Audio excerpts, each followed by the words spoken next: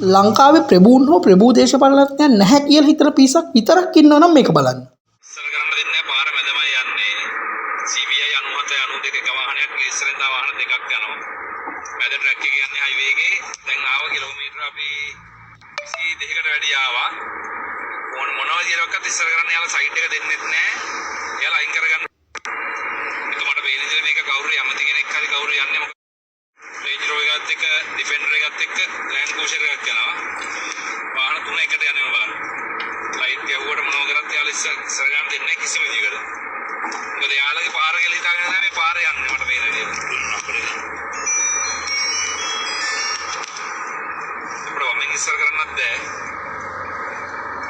ඒක අපි ගන්න කාලේ වෙනවනේ. මොකද යාළා විතරයි මේ පාරේ යන්න ඕනේ. යාළගේ පස්සෙන් ඕන අනිත් මිනිස්සු යන්න. පාර මැදින් යන්නේ ඒක නේ. මොන පැත්තකටවත් නැති වෙන්නේ යන්නේ ඉතින්. පේනවද නැන්නේ? වාහන තුන එකට යන්නේ. යාළගේ පාර වගේ පාර මම දන්නේ කොපාරේ අයිති එක්ක නෑ යන්නේ. මේ සිද්ධියත් එක්ක වාහනේ කාවේද කියලාත් පොඩ්ඩක් හොයලා බැලුවා. මේ වාහනේ නිෂ්පාදිත වර්ෂය වෙන්නේ 2019. වාහනේ නිෂ්පාදන ලෑන්ඩ් රෝවර් එකක්. මාදිලිය රේන්ජ් රෝවර් වෝක් කියන එක. පන්තිය මෝටර් කාර්.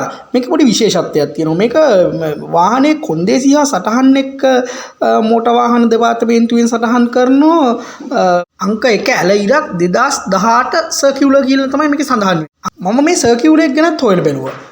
ඒ සර්කියුලර් එක මෙහෙමයි තියෙන්නේ. Trade and Investment Policy Circular number 01/2018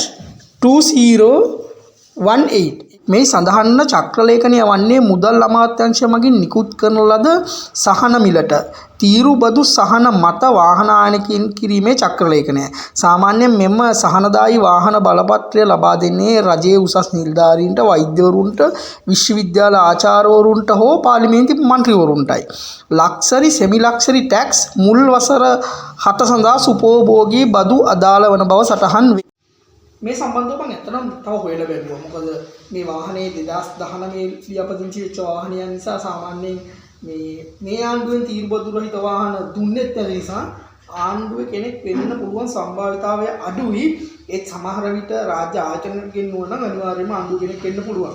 හැබැයි මේකට විපක්ෂ නායකතුමාගේ සම්බන්ධයක්වත් නැහැ කියලා මම දන්නවා. මොකද මම ඒ පිළිබඳවත් කරුණු හොයලා බැලුවා.